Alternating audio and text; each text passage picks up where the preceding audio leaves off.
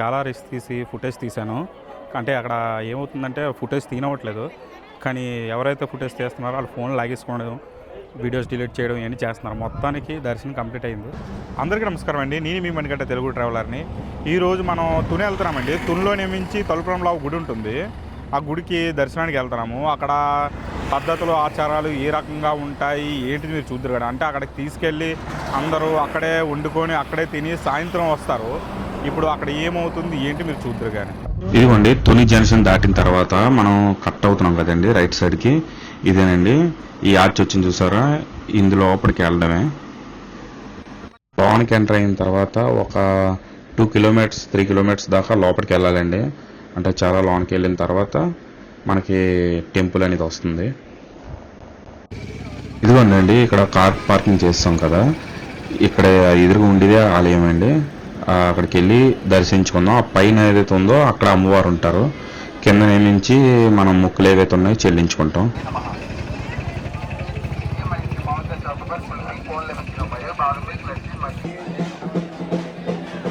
ఈ కిందనండి మొక్కులు చెల్లించుకుంటుంది. లైన్ కనిపిస్తుంది చూసారా, మనం డైరెక్ట్ పైకి వచ్చేసాం కార్ పార్కింగ్ అని చెప్పేసి. లేదంటే ఆ లైన్లో నుంచి వచ్చేసి ఇక్కడ కిందన అమ్మవారు ఉంటారు. ఆ అమ్మవారికి మొక్కులు చెల్లించుకొని అప్పుడు పైకి దర్శనానికి వెళ్తారు. సరే అండి, కిందన అయిపోయింది కదా. ఇప్పుడు మనం స్టెప్స్ ఎక్కి పైకి వచ్చాం కదా. ఇప్పుడు దేవాలయంలోకి దర్శనానికి వెళ్దాం. చాలా క్రౌడ్ ఎక్కువ ఉంటుందండి ఆదివారాలు, బుధవారాలు, మంగళవారాలు కూడా. ఇప్పుడు ఇదంతా కూడా లైన్ సిస్టమ్ కాబట్టి టికెట్ కౌంటర్ ద్వారా టికెట్ తీసుకొని లోన్కి ఎంటర్ అయ్యాము. మీరు దేవుని చూడొచ్చండి ఇక్కడ అమ్మవారిని.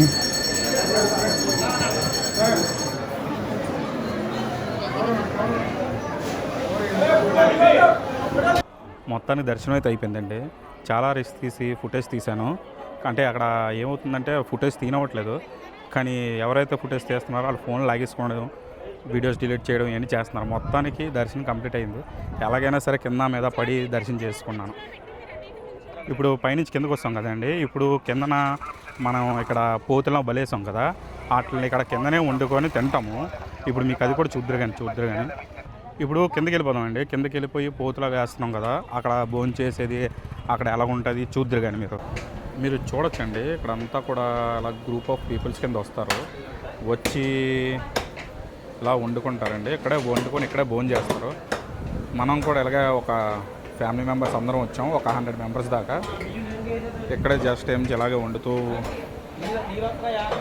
ఇక్కడ వండుతున్నారు అందరికీ కూడా. ఇంకా అవ్వలేదు. చూసారు కదండి మొత్తం ఇక్కడ ఏ రకంగా చేస్తున్నారు ఏంటి అంటే. ఇక్కడ అమ్మవారిది ఏంటంటే ఇక్కడే అంటే మనం కోళ్ళు కానీ మేకలు కానీ బలి ఇచ్చేస్తాం కదా దేవుడికి. ఇచ్చేసింది ఇక్కడే వండుకొని ఇక్కడే తినేసి ఏమైనా ఏమున్నా కూడా ఇక్కడే అంటే తినేసి మొత్తం క్లియర్ చేసుకొని వెళ్ళిపోతారు. అంటే చాలా ఊర్ల నుంచి అందరూ వస్తారు. మంది కూడా ఇక్కడే కుకింగ్ అవుతుంది. ఇంకా అవ్వాల్సినవి ఉన్నాయి. ప్రస్తుతానికి చికెన్ ఒకటి అవుతుంది, ఇంకా రైస్ ఏదో పెట్టారు. మిగతా అయిపోయిన తర్వాత మీకు చూపిస్తాను ఏ రకంగా ఇక్కడ వండుతున్నారు ఏంటిది అనేది.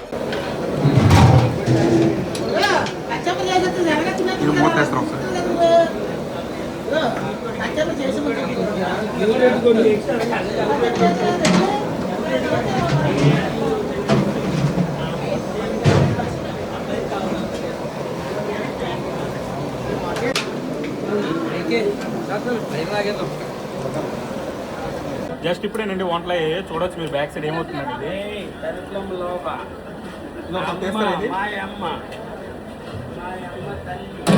బిర్యానీ అయింది. నెక్స్ట్ ఏంటంటే ఆల్రెడీ నాట్ ఫుడ్ ఇది ఏదైతే ఉన్నదో అయింది. ఈ పక్కనే నుంచి మటన్ కూడా రెడీ అయిపోయింది. చూడండి మా ఫ్రెండ్స్ అందరూ కూడా ఏం చేస్తున్నారు ఇక్కడ. చూడండి మన ఎలా చిల్ అవుతున్నారు చూస్తున్నారు కదండి. ఇప్పుడే మనం స్టార్ట్ చేసాం. టైం నుంచి 3:30 అయిపోయింది. ఎందుకంటే ఇక్కడ గుడికి వెళ్ళి వచ్చి కొద్దిగా లేట్ అయిపోయింది. అందరం ఇప్పుడే కలిసి భోజనం చేస్తున్నాం.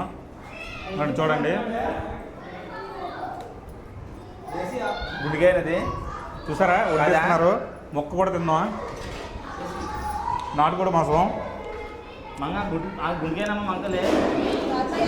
మేక మాసం. ఇక్కడ ఏంటంటే అదే కదా గుడి దగ్గర వండుకుంటాం కాబట్టి ఎక్కడ లేని టేస్ట్ వస్తుంది. ఎందుకంటే నీటి కారం పెట్టి మారిపోతుంది. ఇక్కడ అమ్మవారిది కాబట్టి చాలా టేస్ట్ వస్తుంది. ఎప్పుడైనా వస్తే మీరు ఇక్కడ తిన్నట్టయితే మీరు కామెంట్ చేసి చెప్పండి అంత బాగుంటుంది ఏంటిది ఇక్కడ అనేది.